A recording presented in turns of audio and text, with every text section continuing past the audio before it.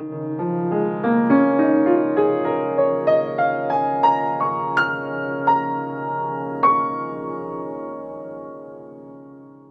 guys, it's Linda Winter, and I have another Winter Designs project. This is a new template. This is my gift card holder. And speaking of friends and gifts, because this is a perfect time to give gifts, whatever time of the year it is, it's the perfect time to give gifts. This is a gift from my friend Alta.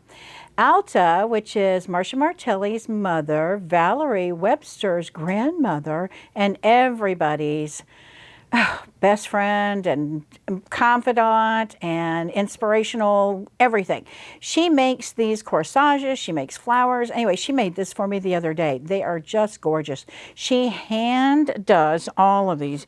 Each curve that's there, she's done with special tools. I don't know if this one was painted or not, but a lot of times she'll paint and dye, and she just has the coolest thing. So I wanted to wear this and tell her thank you very much. She is very special to me and so many others, and just has a great spot in my heart. All right, so the gift card holder. This little gift card holder, you know, you're giving money, you're giving gifts, you're giving whatever.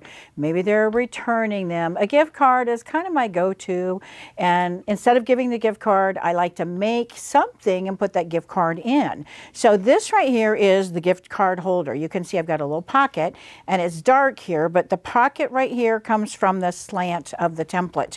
I'm going to use contrasting fabric that'll be a little bit easier to see.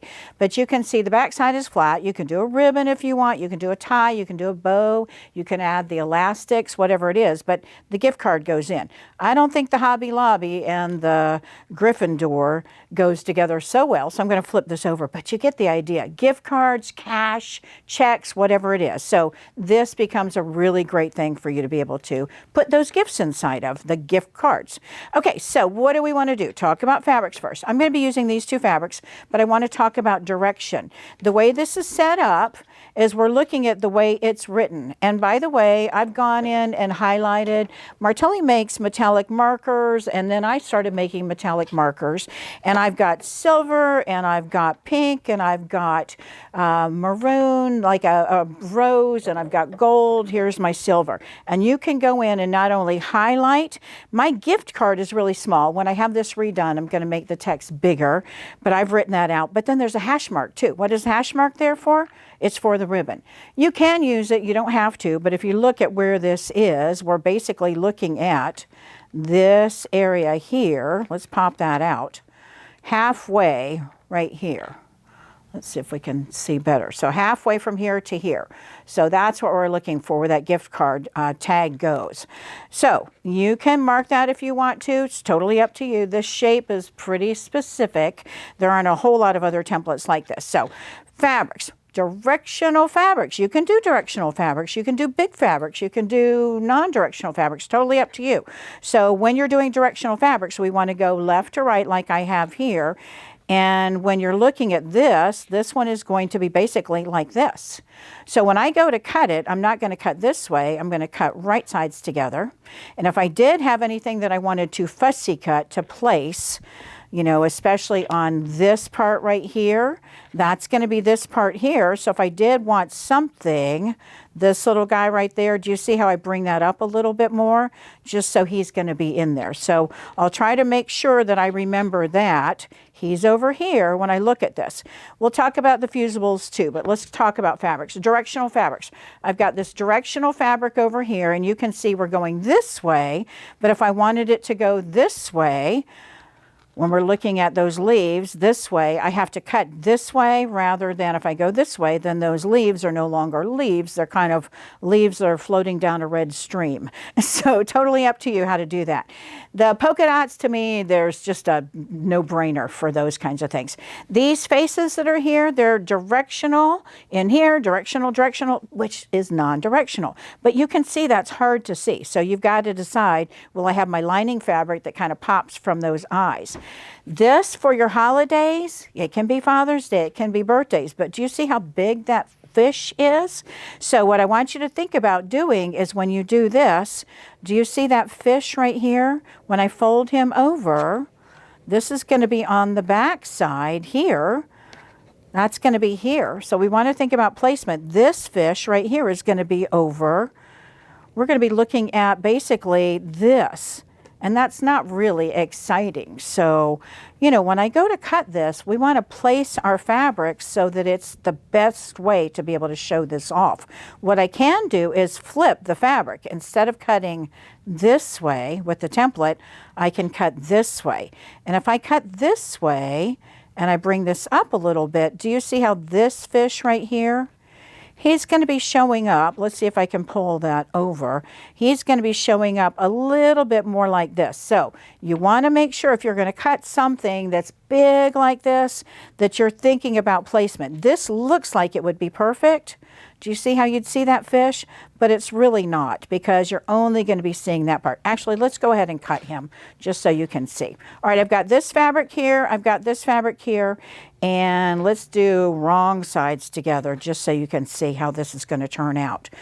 And if you need to do a scrap of fabric or a fussy cut or whatever it is, go ahead and do that.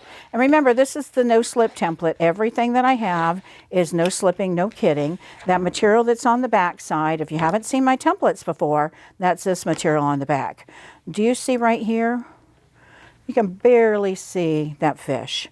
So when you go to cut your fabric, think about the layout of how that's going to be. So big fabrics like this may not always work well unless you take the time to do the placement exactly how you want it to be.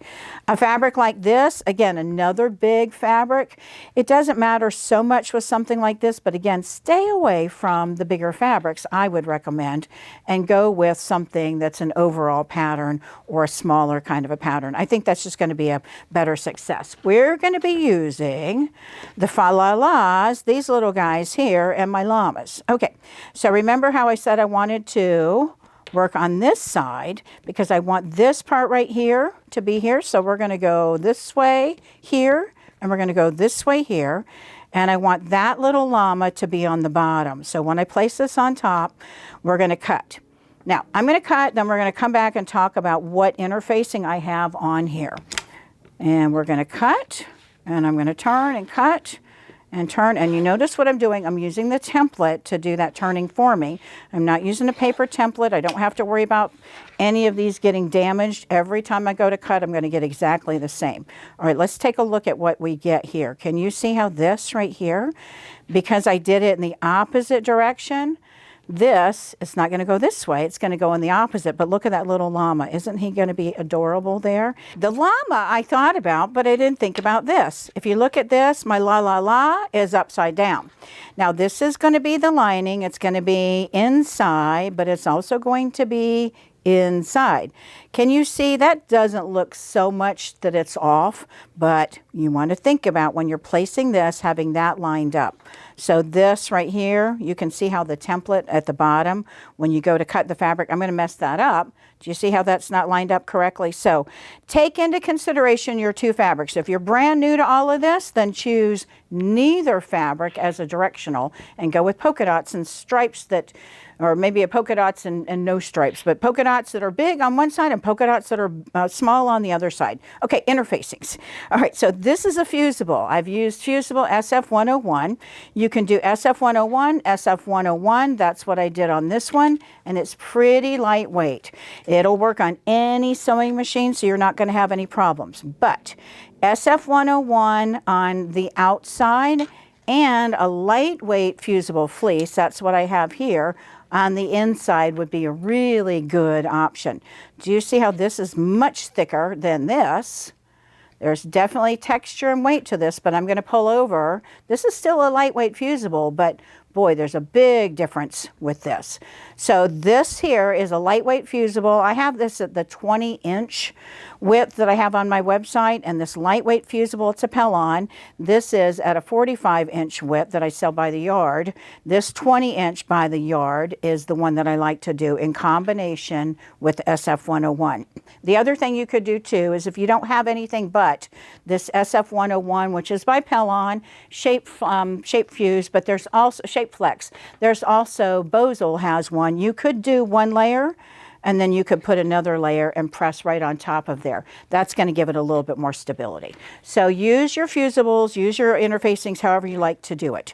All right, so what we want to do is think about the cord that we have here. This guy right here. You can see I've used a little organza ribbon. You can do polka dots. I've got a longer piece if you wanted to tie a bow in it. I've got just this that's basically like, you know, ornament decorations, this thinner right here. So you choose what it is that you want to do.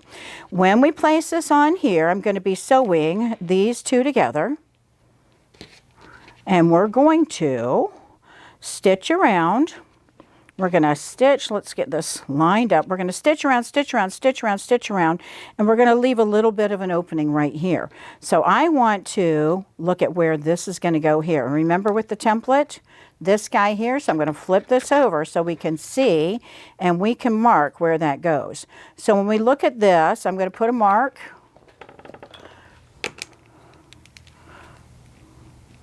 And right here. And what that allows me to do is put the ribbon inside. Now I've got a long piece of ribbon. If you're going to use a long piece of ribbon like this, I'm not going to be putting both of those in there and having that big long loop. If I did a loop like I had here, we're basically going to place this inside. Imagine I have that length. This is going to go inside, and I don't have to worry about this part catching anywhere else. But if I wanted to have this be a bow and have that tie together, I could have two individual pieces and have that tied. So I would cut this in half and have that inside of here. I'm going to place this one inside though. And you can see there's a little bit of plastic right here. I can't really at the sewing machine sew through that plastic very well. That plastic is nice so that it doesn't unravel, but I'm basically going to be lining those two up. Okay, so I have those two edges. You can use tape if you wanted to do that. I'm going to place this inside here. I'm going to bring this down. And I'm going to line up those edges, and I'm going to take two pins. I'm going to go on one side. And I do this with my elastics for my coffee holders. If you all have made my coffee cozy that I have, I'm folding this back over. And again, tape, Scotch tape would be really good to use here. You could even use a little bit of a glue stick. I'm just holding that down, and I'm going to bring my finger over here. This one again, if this is brand new to you, then just do a shorter piece of ribbon so you're not fighting any of this. I'm going to put this on top there. I'm on the other side. So I have those two pieces. I'm going to fold this back so you can see. I've got those two pieces of the ribbon, and then the other thing I'm going to do is I'm going to put a pin kind of right like that. Okay, that just kind of holds it in place. Now notice what that did to my piece. It skewed it a little bit, so I'm just going to line those up a little bit.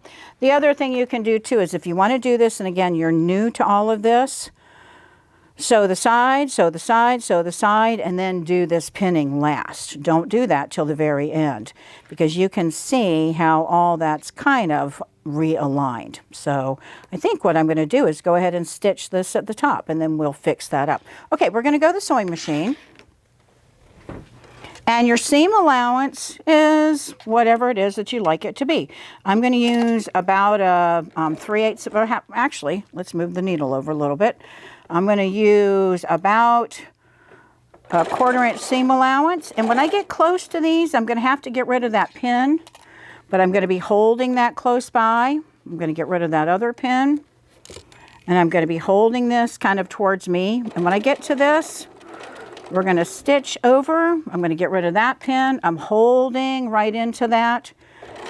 And what I'm going to do is back stitch. And I don't care right now if I'm on the seam allowance or not. I just want to be above that. And we're going to go ahead and stitch to the edge there. Now I'm going to line everything up. You can see that's unaligned a little bit. I'm okay with that because we've got that built in. I'm going to work from this side so I can see where my allowances are. And we're going to go ahead and stitch, and we're going to stitch, we're going to stitch, and we're going to leave an opening down here. That opening is going to be on this back side here. So this part of the template, that's right here. That's where we're going to leave that opening. You can leave that whole side open if you want to, but that means all of this has to be tucked underneath. All right, so same seam allowance that we used before. And we're going to be trimming this with pinking shears.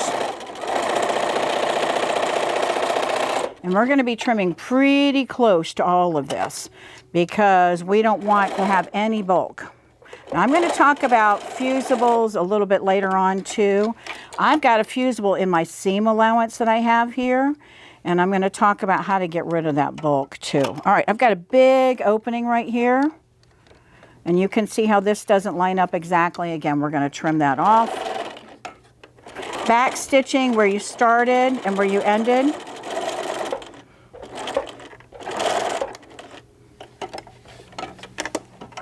And if you've got a seam guide foot that you like to use, then you can use that as well.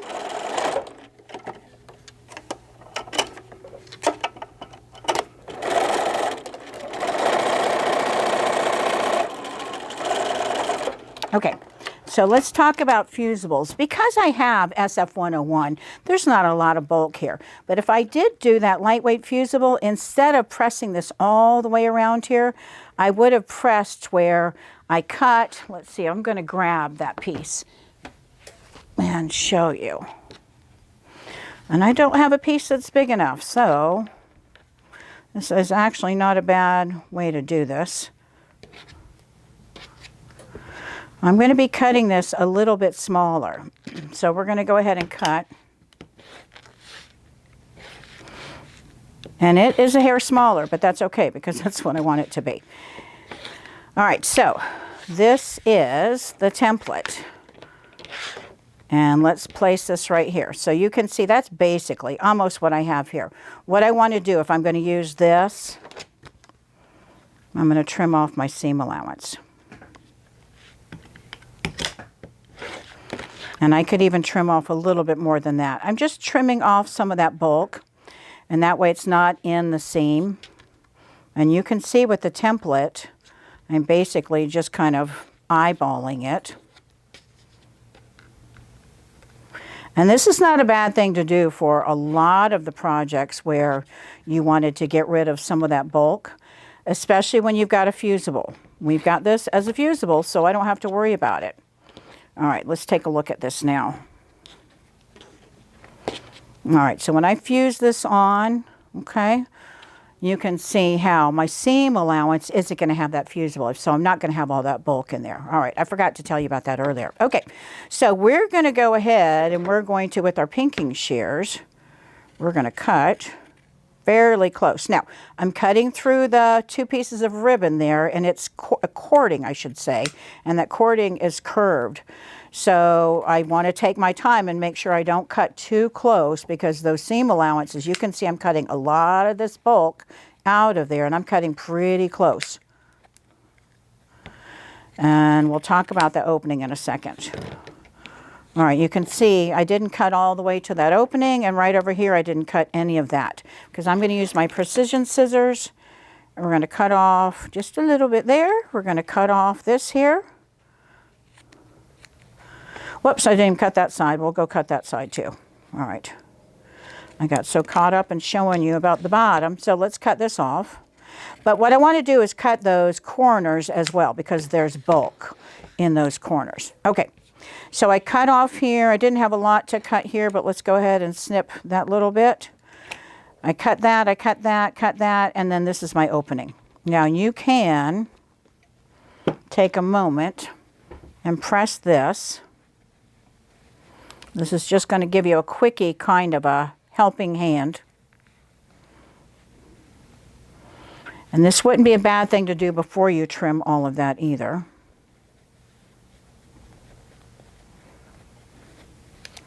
And I'm just pressing that opening area. You can see here, I don't care about that because that's not an opening. Okay, now that's hot inside. So I'm going to get that to breathe a little bit. We're going to reach through and I'm going to grab this corner here with my thumb. And a turning tool, scissors, tweezers work really, really well for all of these too. So I'm just kind of taking my time and pushing. I've got 2 layers of the SF101. If we were doing the fusible fleece, it would be thicker. And again, with the fusible fleece, when you press it on, if you decide you want to do that, we're going to press This side, imagine I have fabric here. We're going to press that on, and then we're going to flip that over and press that here. And I love using my Teflon sheet so I don't have to worry about any of that fusible getting onto any of my projects. Okay, I'm going to grab my tweezers and I'm going to grab my scissors. And I have a pair of smaller scissors that I really like for the corners, but I'm going to put this into my body. I'm just going to push out. And we're taking our time. I do not want to poke holes into this fabric and then have to make this smaller or start completely over. And notice what I'm doing. I'm pulling that cord out. That'll help me a little bit. And I'm going to take my scissors and I'm going to kind of go along this edge as well. Just to kind of, I don't know if you can tell, I'm pushing inside of here. All right, now we're going to go over to that other corner. And we're just pushing inside. And we're going to go find that corner.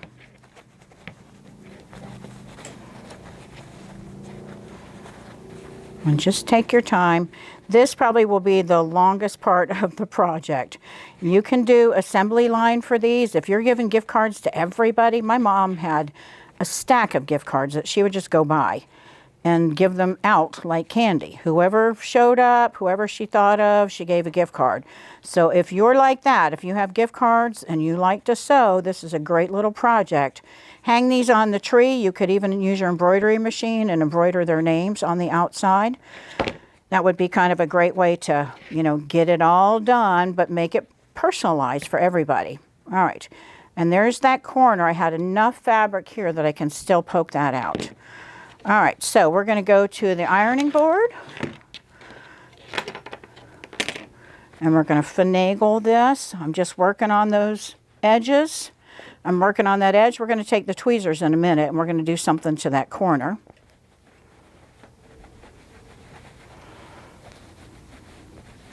All right, and you can see my corners are not really sharp, so I'm going to press in between here. I'm ignoring the corners right now. I just want to have everything kind of laid out. Now, if you've got ribbon, if you've got lace, if you've got whatever it is, don't press on here because sometimes these things will melt. Okay, so this corner, you can see it's not sharp at all. So I'm just going to kind of poke in here. Do not poke and pull your threads. I don't have my glasses on, so I can't see what I'm doing. See how I pulled a thread? So do not do what I just did. But we're going to pull in and just kind of pull that out. Take your time. And you can see I'm just kind of poking out and pulling out. You can use a needle as well. Some people have actually put embroidery floss on the wrong side in that corner. So imagine I had embroidery floss inside of here, and when it's coming out and you would just simply pull. Just like I pulled this here, imagine embroidery floss inside. And if you don't get what I'm doing, let me know and I'll try to film a video sometime on that. It's a really cool technique. I just don't think about doing it because I want to get her done. But it is, if you really want to have these look sharp, it's not a bad technique to try. All right, I'm using my tweezers and I'm just kind of pulling. All right. And I think we're getting good enough that I'm okay with that.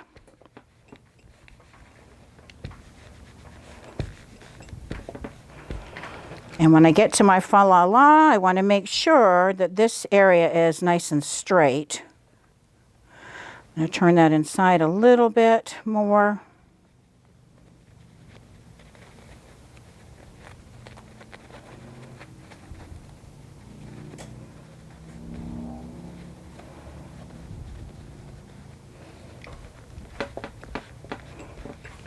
All right, let's take a look at what this is going to look like. Remember, this is in the opposite direction. And you can see right there, I want to do a little bit more finagling with that turned area. I'm not going to right now. I'm just going to peek inside of here, poke inside of here, and I'm going to pull. And do you see how I'm just pushing here? That just lets me know that I want to be totally open. have that seam exposed as, not exposed, but you know what I mean. Okay, so we're going to go to the sewing machine. You've got a couple options. You can start stitching here all the way to here and then fold this over.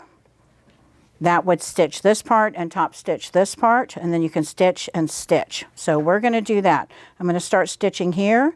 I'm going to stitch over to here. And then I'm going to stop because I want to line all of this up. Now I've got white thread in. I would recommend changing to a black thread just because I've got a black background. But we'll go to the sewing machine. I'm going to move my needle position so that I can use the edge of my foot. And I want to get that needle right into that edge, and I've got it one further over than I want. Okay, yeah, I think one more even. All right. And a longer stitch length is going to look better. I've got it at a 2.7. I think a 3.0 actually would look better. When I get right to here, needle down, and then pivot. And because I have a foot that I'm using for the guide and I've got this cording, I'm just going to hold this down a little bit as I get a little bit closer and make sure it goes over that without any issue. All right, when I get to here, I'm going to back stitch. All right, we're going to trim those threads. We're going to fold this up. And again, if I were doing assembly line, I would do what I just did on all of my gift cards before I did this next step. That way you can get her done. Okay, so we're getting this lined up. We're getting this lined up. I'm going to give this a little bit of a press. You don't really need to, but we'll give a little bit more of a press. You can even stitch down on this side if you want to. If you want to stitch down on this side, you're welcome to do that too. All right, so we're going to go from our cutting table where we've done a little bit of pressing at the ironing board to the sewing machine. If you have a foot that has a seam guide, again, you can use that here. I like to increase my stitch length to about a 3.0. If you have a jump humper that goes on the bottom underneath of your foot, just to give it a little bit more, I think that would be a really great idea. I'm just pushing for me here. A little bit of pressure, and I'm just holding this together. Again, you could pin or clip if you want to, totally up to you. And needle down position, if you have that option, that's a great thing to do. We're going to pivot, back stitch if you want to. I'm not going to back stitch here. I'm going to back stitch down here as I go all the way around. And I shouldn't say all the way around, but we're going to go here. When we get to this, I'm going to back stitch. That is where that card is going to go in and out. And then I am going to continue on right up to that corner and back stitch there. And again, you can choose to stitch this side down if you want to or not. I'm going to go ahead and stitch this side. And I haven't done this on any of the others that I've made, but I think it's kind of a good way to just hold that card in nice and tight.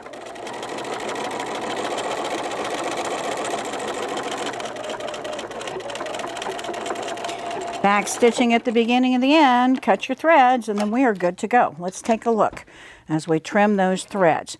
Now you'll figure out where you're going to put these, what kind of a cord you want. If you wanted to do one of those bungee kind of things, I like to wear my keys on my wrist, and I have one of those bungee, cording kind of things. I think this might be kind of cute on there too. If you do that, put the card in first. Let's grab a card and we'll put the card in first and we'll see how tight I need to have this. So if that card is flopping around, I don't have to worry about that card popping out. Can you see how that's kind of loose, but that's a lot better fit than right here. You can see how that's really, really loose. So if you are going to do elastic or bungee or whatever here, then having this card in here, and you could stitch, take that out of course, and then stitch a little bit closer all the way around. But take a look at this card. I'm going to flip this over so we can see that right there. And that's kind of what you're seeing. Let's take a look at that too. So we can see the fa la la and actually la la la. And there's the opposite direction. Again, based on how you want your fabrics to lay out, you're going to choose cutting on the right sides or on the wrong sides. But that's the gift card. It's super fast, super easy. You make the decision of what kind of interfacing you want to use. You know, I think this has a nice texture to it, but if you want a little bit more, you can go ahead and do that fusible fleece. All right, guys, this is something you can find on my website, winterdesigns.com. And when you head over to winterdesigns.com, go to products and templates. And then when you get to the search box, again, on the computer, you're going to see the search box on your computer. Look for those 3 little dots. And we're going to type in gift card. 2 words, so gift and card. And when you press enter, you're going to see it's the first one that pops up, and there's the gift card holder. Super fast, super easy. This is the kind of thing that you can make assembly line, go to town, have fun with the fabrics, and think about all the holidays and all the special occasions and the thank yous. The thank you, thank you, thank you for whatever anybody has done. Stitch these up, have them in that back room, so when somebody shows up, you'll say, wait, I have something for you. You didn't make it for them. You made it for somebody, and it just happens to be them that you're going to give it to. And again, do like my mom, keep some of those gift cards around, whether it's McDonald's or whether it's Hobby Lobby or wherever it is, $5, $25, whatever it is, you know it's going to hit the spot and it's going to make somebody really happy. So gift card holder with my no slip template, go try it out. Thanks for watching, guys.